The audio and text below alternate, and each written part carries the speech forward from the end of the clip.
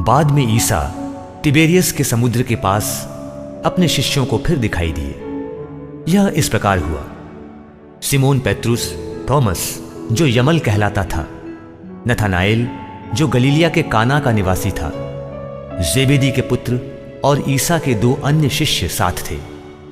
Simone पेत्रुस ने उनसे कहा, मैं मछली मारने जा रहा हूं। वे उससे बोले, हम भी तुम्हारे साथ चलते हैं। वे चल पड़े और नाव पर सवार हुए, किंतु उस रात उन्हें कुछ नहीं मिला। सवेरा हो ही रहा था कि ईसा तट पर दिखाई दिए, किंतु शिष्य उन्हें नहीं पहचान सके। ईसा ने उनसे कहा, बच्चों, खाने को कुछ मिला? उन्होंने उत्तर दिया, जी नहीं। इस पर ईसा ने उनसे कहा, नाव की दाहिनी ओर जाल डाल दो और तुम्हें मिलेगा। उन्होंने जाल डाला और इतनी मछलियां फंस गई कि वे जाल नहीं निकाल सके। तब उस शिष्य ने, जिसे ईसा प्यार करते थे, पेत्रुस से कहा, यह तो प्रभु ही है।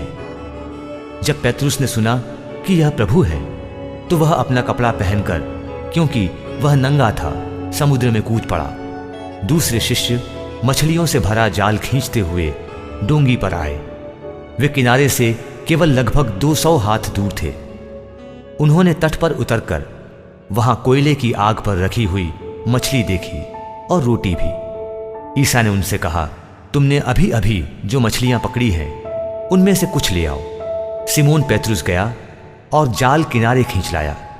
उसमें 153 बड़ी बड़ी मछलियां थी और इतनी मछलियां होने पर भी जाल नहीं फटा था। ईसा ने उनसे कहा, आओ जलपान कर लो।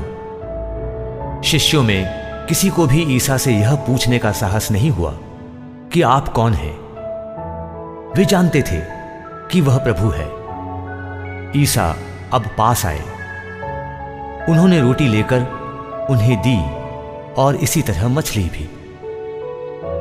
इस प्रकार ईसा मृतकों में से जी उठने के बाद तीसरी बार अपने शिष्यों के सामने प्रकट हुए।